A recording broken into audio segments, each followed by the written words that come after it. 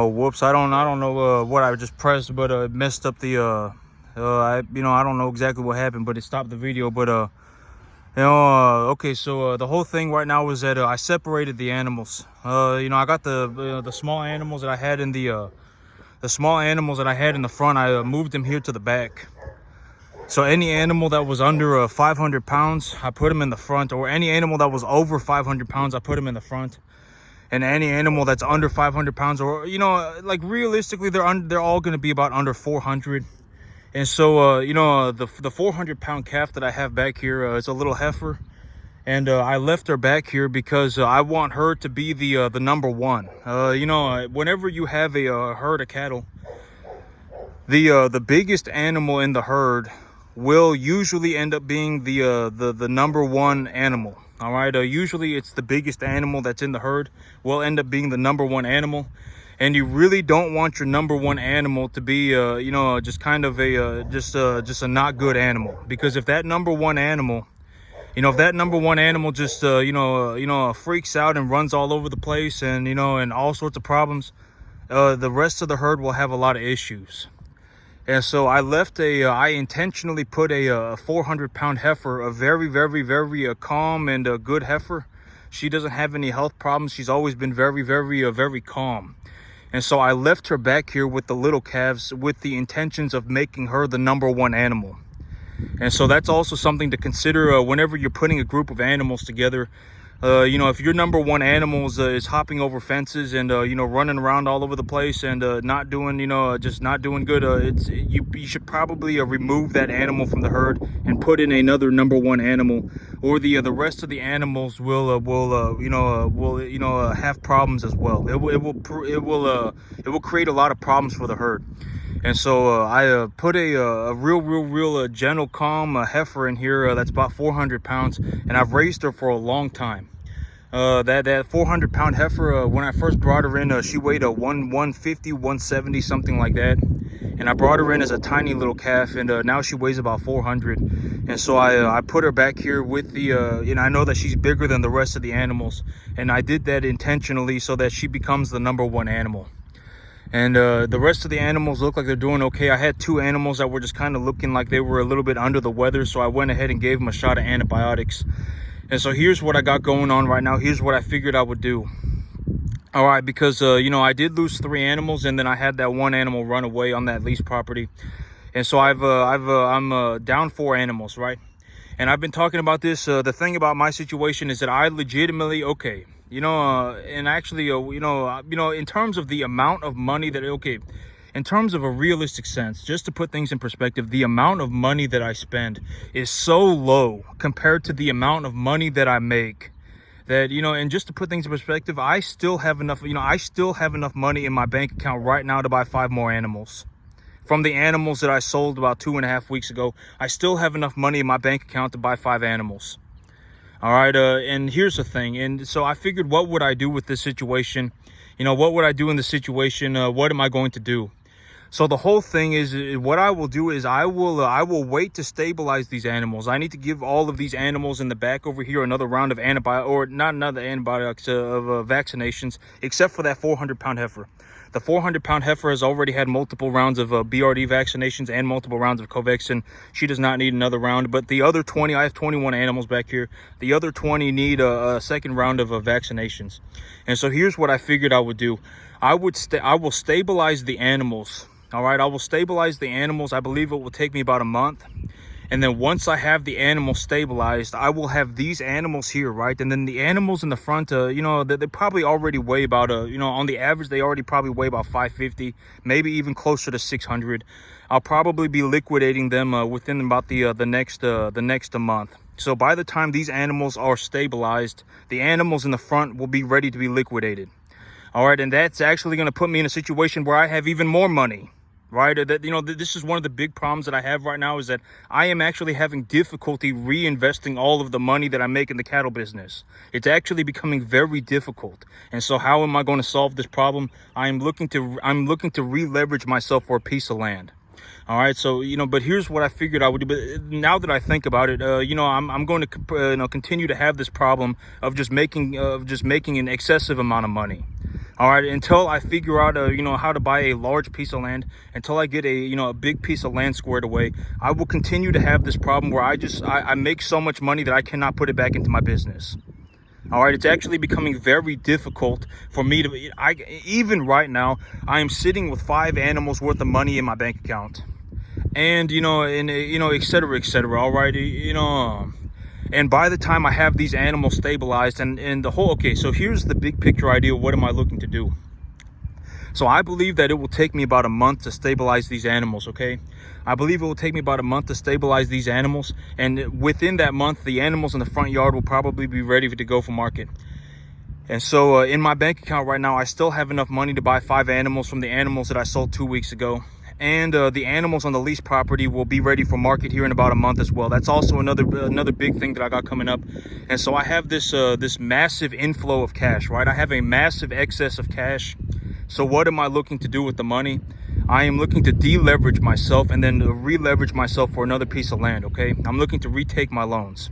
So that's one of the things that I got going on right now. And actually, the amount of money that I'm making is actually going to become so drastic that I'm not okay, so I'm not making this up, okay? I'm not lying about it. I'm not bragging about it. I am telling you that this is one of the problems that I'm having to face right now. One of the biggest issues that I'm having right now is I am legitimately making such a large amount of money in the cattle business that I cannot put it back into the business. That's one of the biggest issues that I'm having right now. So, I'm looking to solve this problem by effectively buying myself another piece of land. When I sell these animals, okay, here's the thing. I will stabilize these animals and then I will invest the 5 animals worth of money and I will add on to this herd. So by the time that I have these animals stabilized, I believe that the average weight of this herd will be about 250, 300, something like that. Somewhere around 250. And if they are around 250 pounds, that's effectively the golden zone for my business plan, right? The whole idea of my business plan is that I'm looking to bring home about 250 pound animals, right? When I talk about my business plan, the general idea of my business plan is to bring them in at 250. Do I always bring them in at 250? No, I don't. Right? Sometimes I bring them in at 175. Sometimes I bring them in at 350, right? But, the big idea for the business plan in terms of just the broader idea of what the business plan is, the benchmark animal for how I budget for an animal is a 250 pound number 1 to 1.5 type animal, right? Right, it's still the exact same business plan. So within 1 month, I will have these animals stabilized, and by the time I have them stabilized, they will be about 250 pounds, which will put me in the golden zone for the type of animal that I'm looking to buy. And so what I will do is I will add on to this herd. All right, I will go and I will buy 250 pound animals. I have enough money to buy about 5 250 pound animals in my bank account right now from the animals that I sold 2 weeks ago. And I will take that money and I will buy those animals and I will add them to this herd. All right, to the animals that I have back here. And over the next month, I will stabilize these animals, okay? Over the next month, I will stabilize these animals. And in the next month, I will actually have 23 animals ready to be sold. So I still have enough money to buy 5 animals from the animals that I sold 2 weeks ago, right? I still have that money. I legitimately have not bought anything. I didn't go to the Gucci store. I didn't go spend any of that money. I legitimately have not spent any of that money at all. I have not spent any of that money. And so what am I looking to do with the money, right?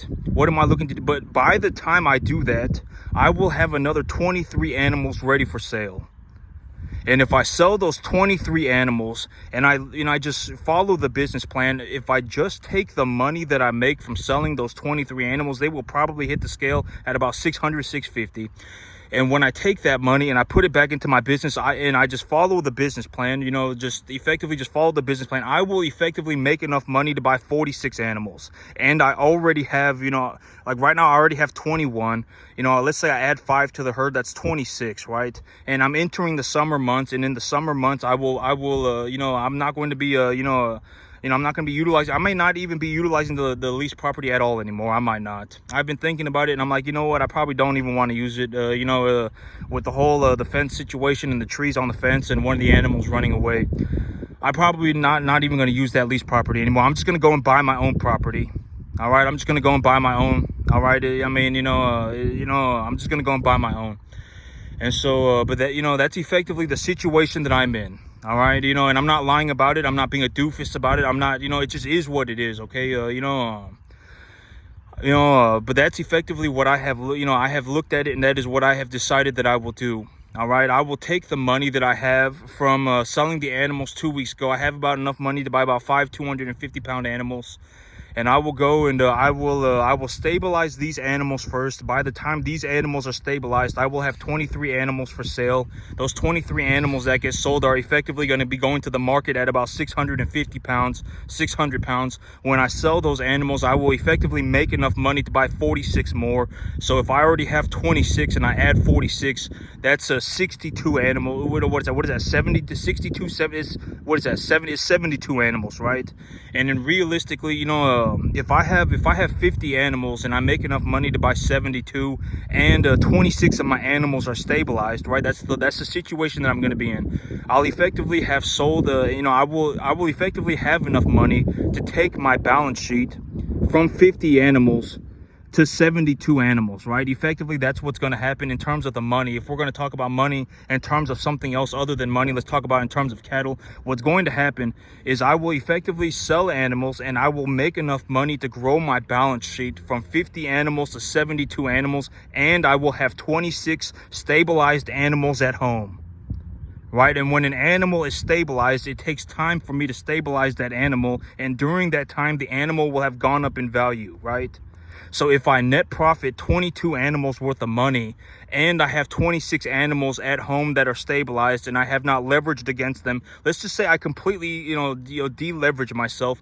And, let's just say I have my 26 animals at home and I just completely deleverage myself. Well, I would still be, and then I would retake my loans, and then I could still buy another 26 animals. All right, this is what I'm talking about. Over the next 3 months or so, just in my cattle business will actually make enough money to buy about 120 animals just in the next 3 months. All right, one of the big problems that I'm having right now is that I am just making such a drastic amount of money in the cattle business that I cannot actually put it back into the business. It's actually becoming very difficult for me to do so. That's legitimately one of the big problems that I'm having right now.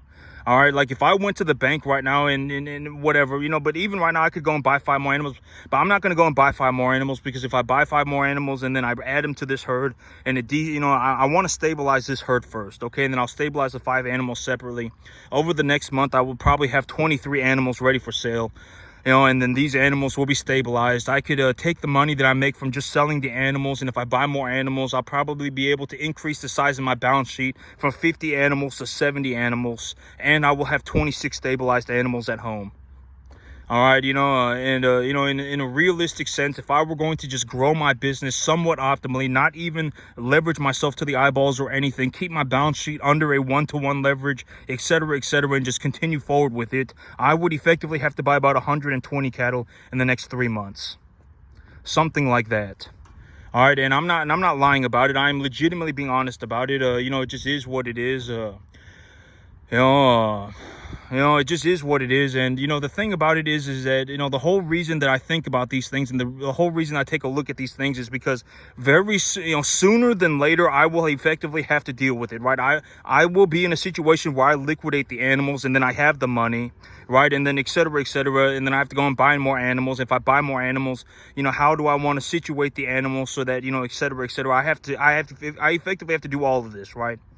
So that's the situation that I'm in right now.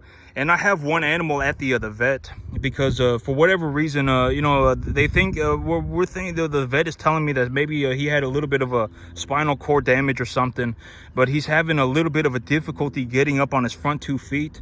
And so we're gonna I have him over at the vet, and we're gonna keep that animal at the vet for a couple of days, and see if the veterinarian is giving him steroid injections. And they told me that he's eating and drinking water just fine, and he's eating food and drinking water just fine. They're giving him a couple of steroid injections, and they're gonna see if maybe it fixes up that spinal cord. But we're thinking, maybe it's just an injury, because he is using his front 2 feet. He's kind of moving them around, but he's not standing up on them.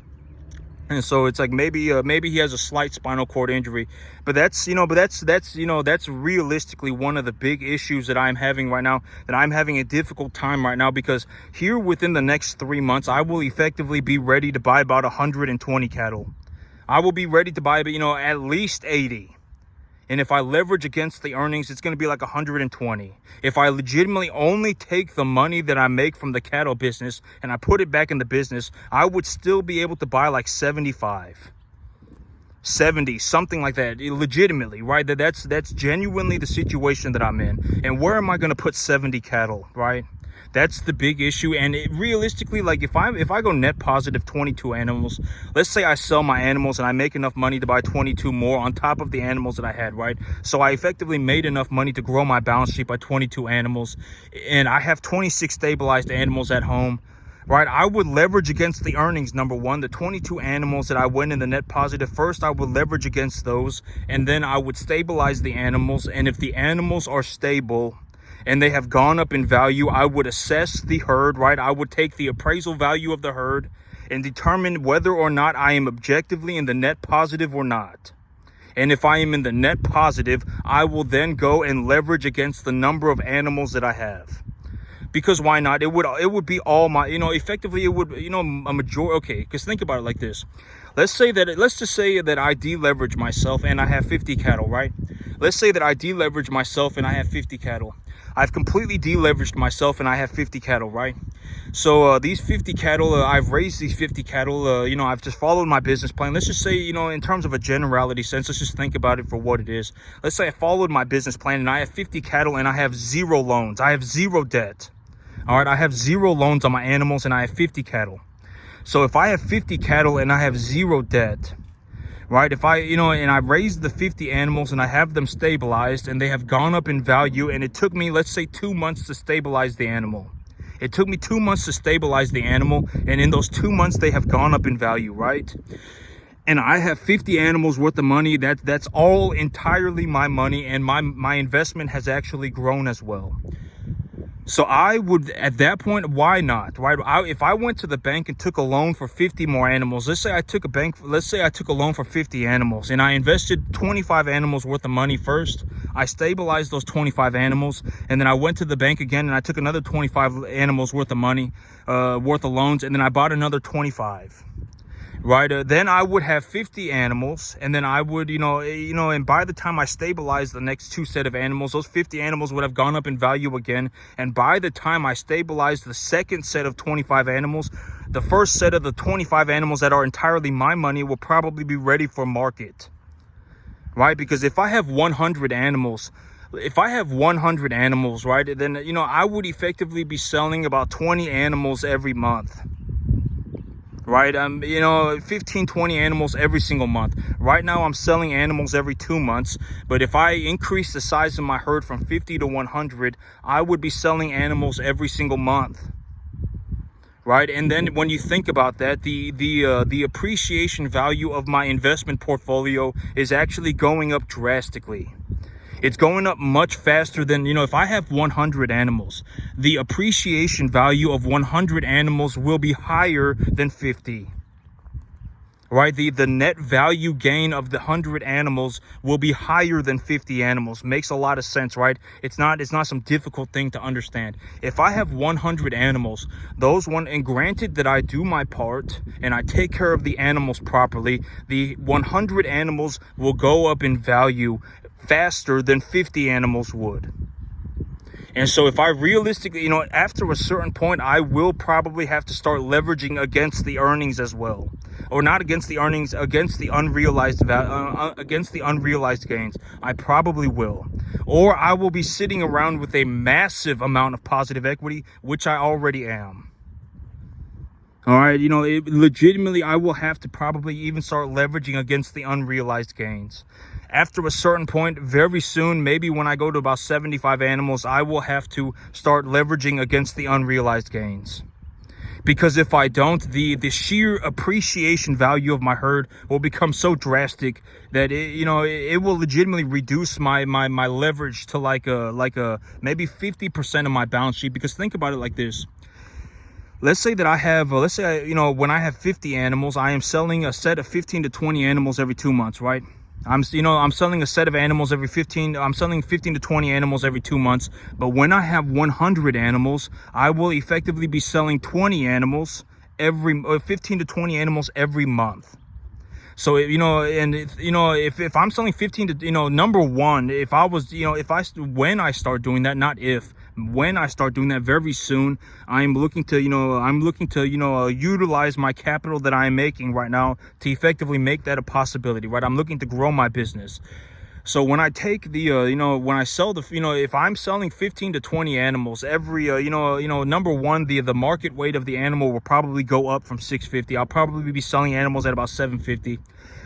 And, okay, so, if I sell, let's say I sell 15, whatever, I got 100 animals, right? I got 100 animals and they're all my money. All right. Let's just say that, let's just say I manage, whatever. Let's just say I do what I say I'm going to do. And by the end of the year, I end up with 100 animals that are entirely my money.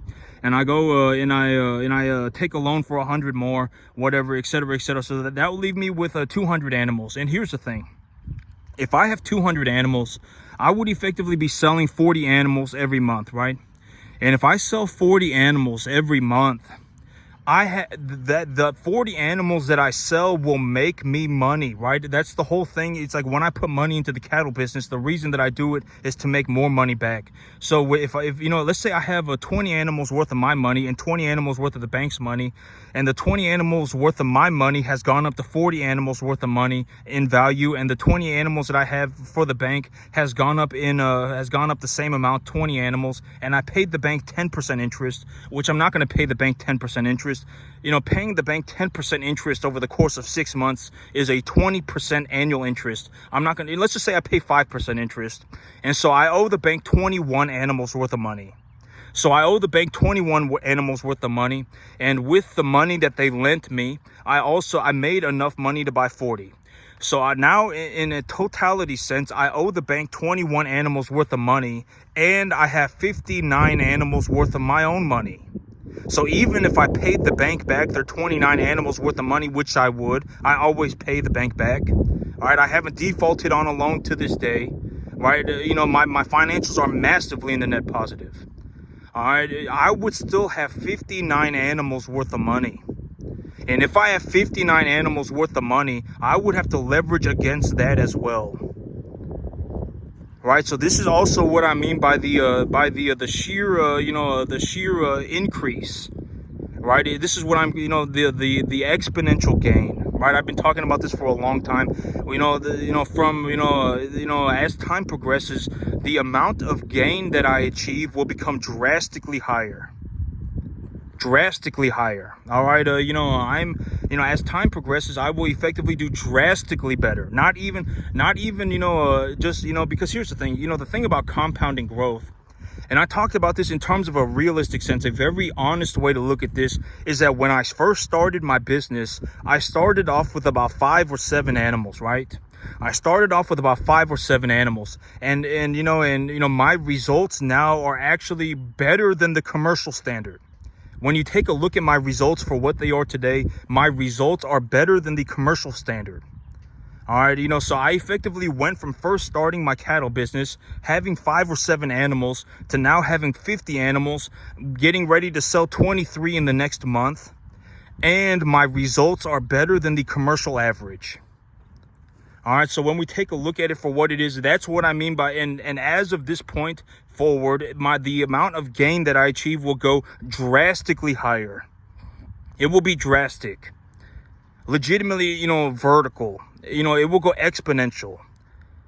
All right, I'm telling you the truth. I'm not lying about it. I am legitimately it is what it is. I've taken a look at it and I understand what is happening. Over the next month, I will be selling 23 animals. And when I sell these 23 animals, I will have enough money to maybe buy 40 or 46. And I will still have 26 stabilized animals at home. All right. And those 26 stabilized animals will have gone up in value. Right. Et cetera, et cetera. It's going to be drastic. It will legitimately be drastic. It will be a drastic amount of money. And another way to describe this is, and I've always talked about this, the whole thing about money. And I think, and the whole thing about this is like, A majority. Okay, and I'm not saying this to be a doofus. Okay, I'm not saying this to be a moron about it. I am telling you the truth. This is from what I have seen. Almost everybody is always fiddle farting around between being poor and being broke. Always, right? Oh well, it's like you're always choosing whether to be poor or to be broke. That's a majority of people, right? But I've always said, why not think about the possibility of doing drastically better? Why not consider that as a reality? And in all honesty, if you're going to be poor, you might as well, you're better off being broke. You should not convince yourself to be poor. You're better off being broke. Oh my God, well, if I buy the S&P 500 and I buy $200 worth of the S&P 500 every month for the rest of my life, it's not going to really do anything. In which you are correct, it's not really going to do anything. You probably should put in more effort and you should probably get after it some more. But at least you're not going in the wrong direction. Right? Because if you go in the wrong direction, the longer you go in the wrong direction, the more unrecoverable you've become. That's the big problem with going in the wrong direction. It's like, oh my God, well, if I buy $500 worth of the S&P 500 every month, it's not going to save my life. You're correct. It is not going to save your life. All right, but at least you're not going in the wrong direction. All right, at least you're not going in the wrong direction. It's not going to save your life. All right, realistically, I mean, it needs to be at least $2,000. It needs to be at least $2,000. All right, but you should not be fiddle farting around being poor and being broke your entire life. Why not consider the possibility of doing drastically better? Why not consider that as a possible reality? Right? I mean, a lot of people don't even think about it. Oh, well, it's like in my whole situation, it's like, when you take a look at my financial situation, I effectively already do about 250 times better than the median. I do about 250 to 350 times better. And I am actually looking to push myself to do 2 times better in the next 3 months. I am legitimately still looking to double my performance in the next 3 months, even as of today. Why not consider the possibility of doing drastically better? Why not? Right? And let's talk about this in terms of farming. Let's say that, and I've told you the truth, and I've told you, legitimate information. If you buy yourself a 20-acre field and you grow grass on it, and you pencil out all your expenses, and all of these expenses have come from my own personal reality. These are my numbers. I legitimately do this stuff in real life. So let's say that you go and you buy yourself a 20-acre field and you run 40 cattle on it a year, and then you make enough money to break even. And so you sit there and you go, oh, if I run 40 cattle a year on this 20-acre field, then I can make enough money to practice for free, right? Once you've hit that point, why not consider the possibility of doing drastically better?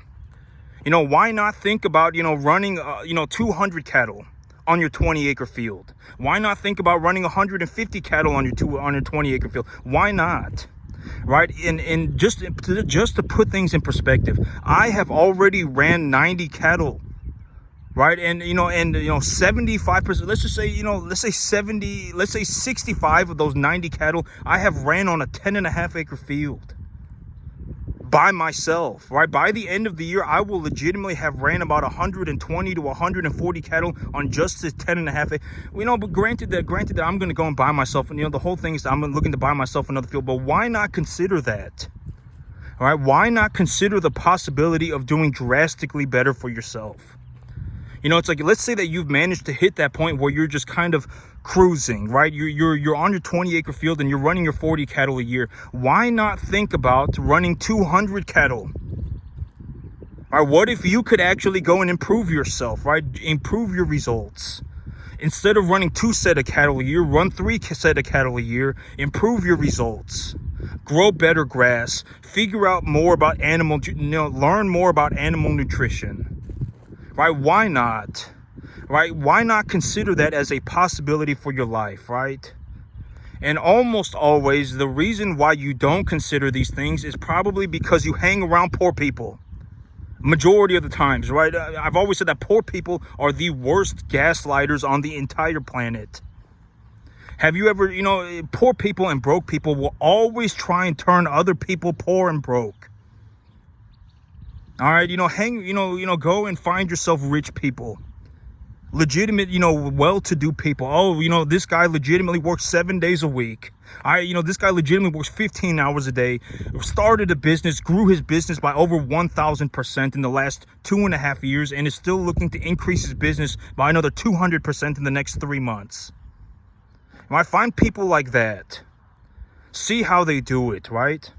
And then if you because why not? Why not consider the possibility of doing drastically better for yourself? Why not? What if you could improve yourself by 200% in the next 3 months? What if you could do that repeatedly over the next 2.5 years? What if you could do that repeatedly over the next 4 or 5 years? If you managed to do that over the next 5 years, you would, effectively, you would never have to worry about money again. Why not consider that a possibility, right? Don't fiddle fart around being poor and being broke your entire life.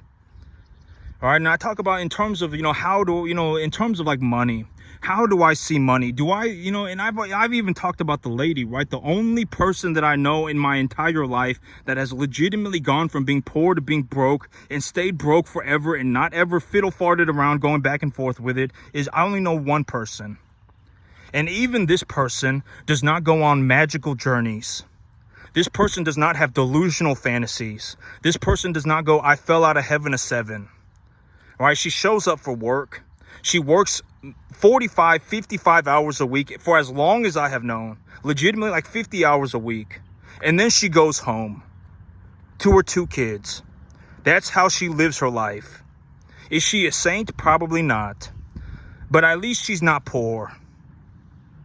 Legit, that's the only person that I have ever seen go from poor to being broke and stay broke forever. No, I fell out of heaven a 7. Legitimately, she none of that. Legitimately, no, I fell out of heaven a 7. No, my life is a magical journey. Worthless opinions, nothing like that. Legitimately nothing. No delusional fantasies, no throwing Hail Marys into the middle of nowhere. She legitimately just shows up for work and then she goes home. Works on average 50 hours a week. I've only known one person that's able to do that, or that has managed to do that. Legitimately gone from being poor to being broke and stayed broke for a long period of time. Has not fiddle farted around with going back and forth between being poor and being broke. All right, I've already, the whole thing about, when it comes to my reality, how do I think about money and, how do I see things? I legitimately do not spend any time thinking about spending money at all. Okay, thinking about spending money, it doesn't matter. Oh my God, well, I want to go and live my dream. Oh my God, well, nobody cares. I don't think about spending money at all. If I want to buy it, I buy it. But other than that, if I want to buy it, I buy it. Granted that it's not something like drugs or alcohol or gambling. Granted that it's nothing like that. If I'm at the grocery store and I feel like buying myself some kombucha and some sushi, then I'll buy myself some kombucha and some sushi. Whatever it is that I want to buy, I'll just buy it. Granted that it's not like drugs or alcohol or gambling, anything like that. I don't spend any time thinking about spending money at all. The only thing that I think about when it comes to money is where to invest it. That's it. In terms of my expenses, and just to put things in perspective, over the next 2 months, over the next month and a half, I will make enough money to grow my business by 50%, 40%, something like that. Just by putting the money that I make in my business back into my business. I'm not going to go and buy myself a Lamborghini. I'm not going to go and buy myself a Ferrari. I'm not going to the Gucci store. All right, I'm legitimately, the only thing that I will think about, the only thing that I do think about when it comes to money is where to invest my money. That's it. I don't think about spending money. I don't think about, going on a magical journey. No delusional fantasies, no nothing. Where should I invest my money? The average size of my herd will probably be 250 pounds. I can go to the market and I can start buying them at 250. I'll be at maximum capacity at about 30 animals. Well, then what will I do with the excess income? I will deleverage myself, buy myself a new piece of land. That's the kind of stuff that I think about. I don't think about, oh my God, and I'm telling you, this lady, this lady, she don't even, this lady, the whole thing about being broke, but at least she's not poor. She doesn't sit around, oh my God, the world is unfair, right? She doesn't do stuff like that. She's not poor, right? She may be broke, but at least she's not poor. Oh my God, the world is unfair. I fell out of heaven to 7 and my life's a magical journey. Nothing like that. All right, legitimately stay broke for a very long period of time. No delusional fantasies, no throwing Hail Marys into the middle of nowhere. Legitimately just shows up to work, works about 50 hours a week on the average week, and then just goes home. Legitimately, that's all she's done for years and years, over a decade that I've seen, legitimately, over a decade. That's all she does. Right? And I kind of respect that because, at least she's not going the wrong way. She may not, are you going to get anywhere doing that with your life in terms of, but, and then I talk about the spiritual sense of things. She's got her 2 sons, and her 2 sons are actually, she's a single mother, but her 2 sons are they're okay. All right, they're okay. I mean, we're not talking about a couple of, worthless kids. I mean, they're okay. All right, I mean, I'm telling you, her 2 sons are okay. I mean, they're okay. All right, in terms of they nothing. I mean, they don't look like bums. They don't, have, they don't cause their mama problems. No, nothing. That's good, right?